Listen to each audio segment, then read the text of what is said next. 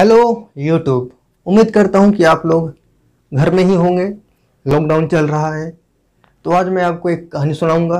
ये कहानी बिल्कुल छोटी सी है। ये कहानी बच्चों की भी है। आप बड़े हो तो आप भी सुन सकते हो, इसमें कोई दिक्कत नहीं है। ये कहानी है पिता और उसकी दो बेटियों की। दोनों ही बेटियों की शादी हो गई होती है। दोनों ही बेटी अपने अपने ससुराल में होती है, खुश रहती है। लेकिन पिता को एक दिन बड़ी ही याद आती है। ऐसे ही खाली बैठे हुए थे तो याद आती है। और फिर इसके बाद पिताजी अपना मन बनाते हैं, चलो थोड़ा घूम कर आया जाए।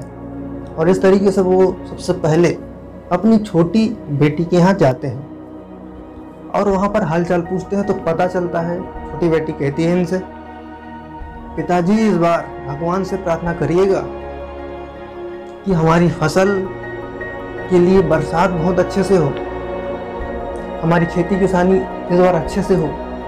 तो पिताजी कहते हैं कि ठीक है, मैं आपके लिए और आपकी फसल के लिए, आपकी खेती किसानी के लिए मैं भगवान से प्रार्थना करूंगा, आप खुश रहना।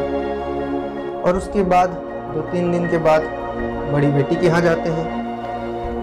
और पिताजी यहाँ आने के बाद तो बड़ी ही दुविधा में फंस चुके थे, बड़ी ही असमंजस स्थिति में फंस चुके थे। जब उन्होंने पूछा अपनी बड़ी बेटी से कि क्या हालचाल है, तो वो कहती हैं कि इस बार हमारी फसल हो चुकी है, क्योंकि यहाँ पर पानी की व्यवस्था थी, ट्यूबवेल लगा हुआ था, इनकी फसल पहले ही हो चुकी थी।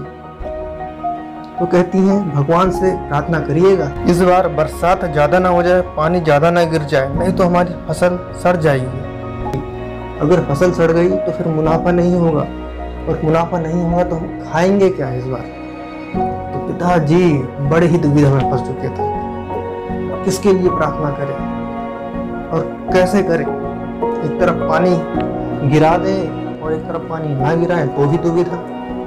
तो पिताजी चिंता के साथ, दुविधा के साथ अपना दिमाग दौड़ाना शुरू करते हैं। और पिता तो पिता होते हैं, उनकी जिम्मेदारी बहुत होती है।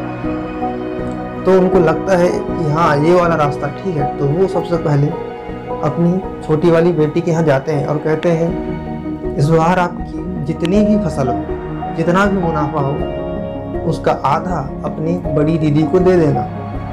और ठीक यही तरीका अपनी बड़ी बेटी से जाकर कहते हैं, आपका जितना भी मुनाफा हो, जितना भी फसल हो, उसका आधा दाम अपनी छोटी बहन को दे देना। इस तरीके से पिताजी ने तो अपनी जिम्मेदारी निभा दी थी। और मैं उम्मीद करता हूँ कि आपको इस कहानी से कुछ अच्छी शिक्षा मिली होगी। वैसे तो इस कहानी से बहुत सारी शिक्षा मिल सकती है।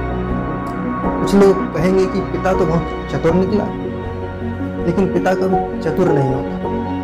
वो पिताजी की अलग ही जिम्मेदारी होती है। तो इससे कुछ शिक्षा लेनी है तो जिम्मेदारी का एहसास, जिम्मेदारी का बोध, जिम्मेदारी को समझिए। आप चाहे बेटी हो, पिता हो, पुत्र हो, माँ हो, टीचर हो, आप किसी भी पद पर हो, आपकी जो जिम्मेदारी हो तय करेगी कि आने वाला भविष्य कैसा हो, आपके रिलेशनशिप कैसे होंगे। तो जिम्मेदार नागरिक बनने से एक शिक्षा ये मिलती है। दूसरी शिक्षा ये कि आप किसी भी परिस्थितियों में फंसे हुए हैं तो आप वहाँ पर कैसे डिसीजन लेते हैं। आपके पास 2 रास्ते हैं तो आप किसी एक रास्ते पर चलना पसंद करते हैं या फिर बीच का रास्ता निकालना आपके लिए सही रहेगा, ये उस परिस्थितियों के ऊपर निर्भर करता है। तो ठीक है, अगर आपको कहानी पसंद आई हो तो वीडियो को शेयर कीजिए, लाइक कीजिए, कमेंट कीजिए और चैनल को सब्सक्राइब कीजिए। मिलते हैं किसी ऐसी ही अच्छी वीडियो में। धन्यवाद। जय हिंद, जय भारत।